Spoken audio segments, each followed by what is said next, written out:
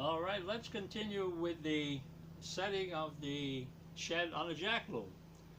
Now, as I touched on earlier, the difference between the contour of the warp ends coming from the back breast beam to the front breast beam on a jack loom, you'll notice that under tension with the loom at rest, the warp ends angle down slightly to the head of eye, and then angle up slightly through the reed, kissing the reed at the bottom of the reed or the race plate on up to the breast beam.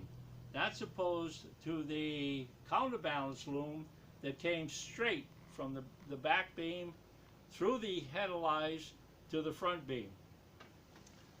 Now, the feature of the jack loom, and we refer to it as a rising shed loom, is that under tension and at rest, the bottom shed is formed. You have the entire width of warp ends across the loom, kissing the bottom of the reed or the race plate, and that is the bottom shed. When you step on the treadle, you raise those ends in the pattern that is called for that particular weave, and that's what forms the top shed.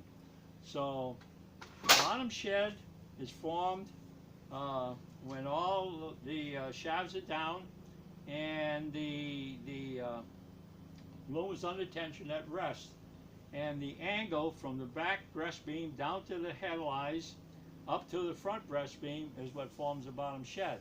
Now, in most cases, there are many ways to adjust that bottom shed, as there was with the counterbalance Leclerc loom, but this happens to be a Clement loom, which isn't made anymore, but they're a very popular loom. There are many of them still in operation.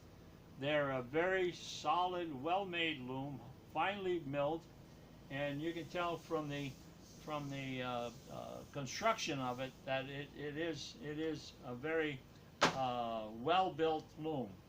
You can weave with this loom. You could weave as it is, either lace or rugs, with no problem. Now, with this loom, it's unique because the treadling, the shedding mechanism for the shafts is all preset and in contact, powered up and powered down through the levers and the angles, and it's pretty neat because you can raise, with this setup with only 4 treadles, you can raise any combination. You can go 2 up, 2 down, 1 and 2 up, 1 and 2 down. By stepping on just a treadle, you can go 2 and 3, 3 and 4, and then 1 and 4, which is actually the repeat of a 2 up, 2 down 12.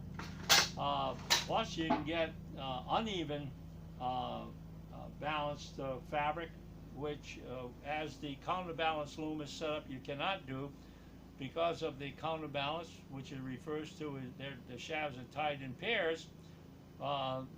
You're restricted to even balanced fabric unless you put what we call a shed regulator on the loom, which I'm going to do on that loom following this presentation. But with a jack loom, you can select 1 shaft or 2 shafts or 3 shafts and 1 down, so that you can cover any combination of 4 shaft weaves with this loom.